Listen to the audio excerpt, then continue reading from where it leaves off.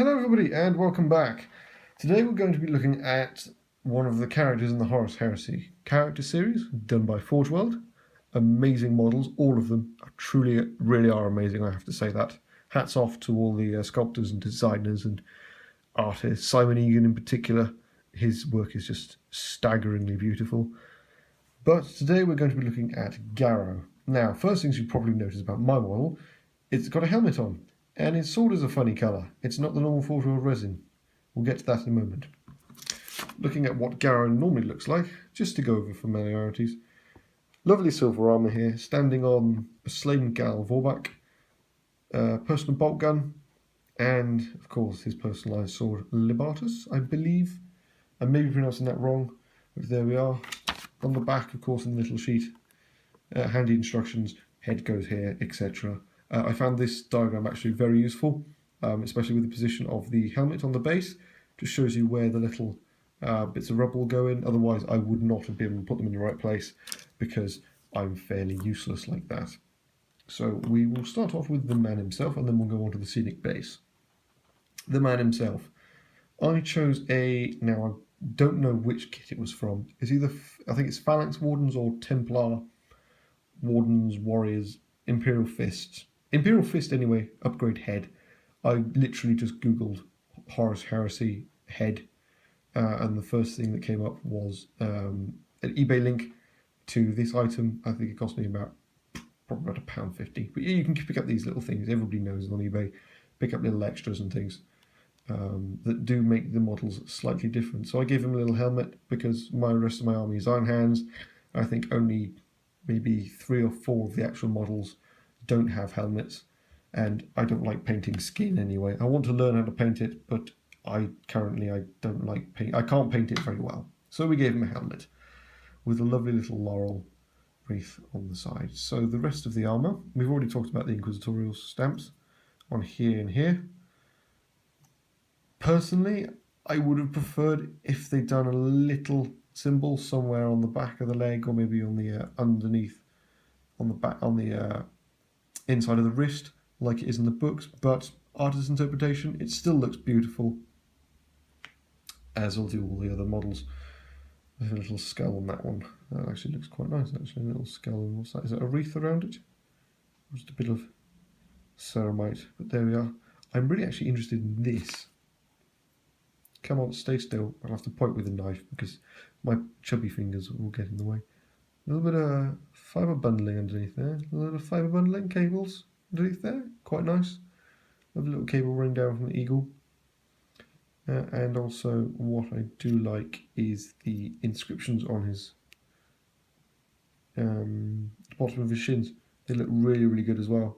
And before I get lost, his bionic leg is a nice little subtle nod to the book. So of course we all know he's got a bionic leg, but I was worried they do a full augmentic and just have, you know, like the Iron Hands have half bionic, half normal. But I think it's done rather subtly.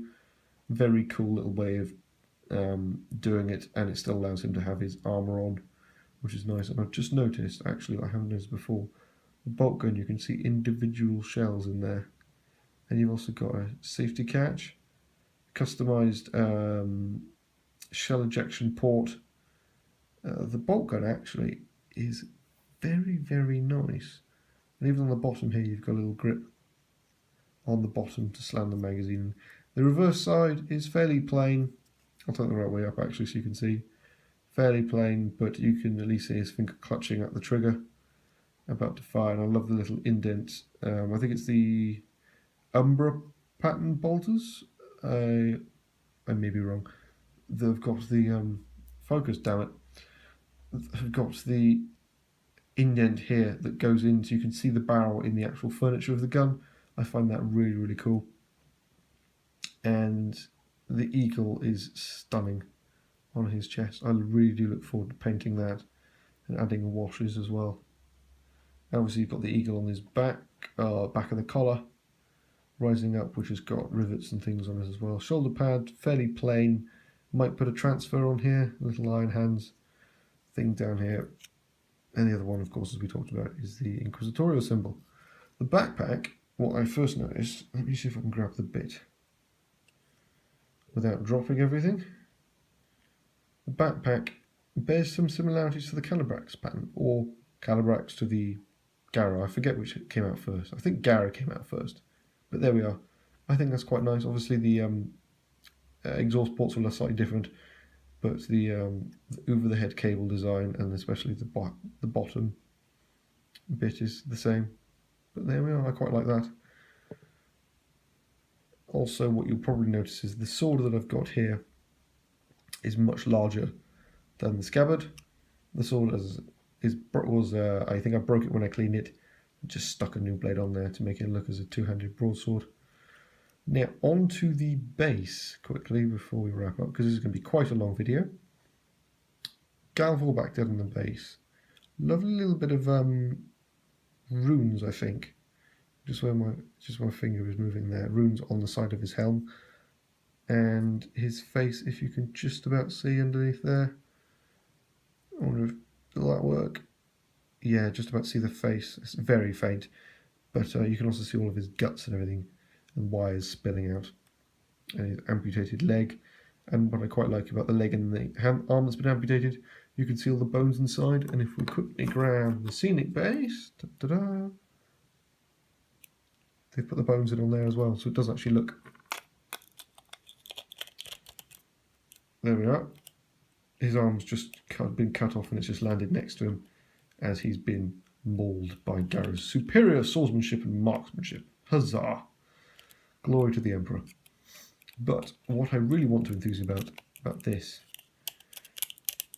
do come on, there we are, is, now you're going to laugh at me for the enthusiasm about this, dirt. Look at all the dirt and the detail on the sand and the little bits of stone and rock on the base. I haven't trimmed that yet. I thought I had. Oh well, I'll trim that after. But I love that they've actually put little specks of dirt and everything on the base itself. I think it really just adds more to the model without you having to do it yourself. And what I've also noticed as well is an extra little panel of armour on the back here, as if it's been repaired, which is quite nice. I quite like that. A little interesting thing. I'm finding more and more about this model as I keep looking at it, which is beautiful. Oh, and you've got a little bit of spines coming out the shoulder guard on the, I was about to say turned then, but it isn't, is it? It's Galvorback, or demon spawn thing. There we are. The slate or rock is going to be very nice to paint, I think. And also on the large scenic base, more of this dirt and sand. A Mark IV helm with a slash across the eye lens, which I think will be quite good to paint up. Of course, the demonic hand that's just kind of,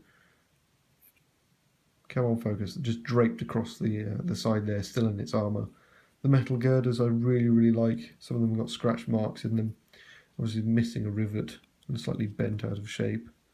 Little bits here and there, little rocks, and then the other girder that sticks out as from nowhere. So yeah, that is a look at what I've done with Garro. I'll probably do a video when I've actually finished painting him. But there we go. Majestic, very majestic, I think. Anyway, thank you very much for watching. Keep calm and game on.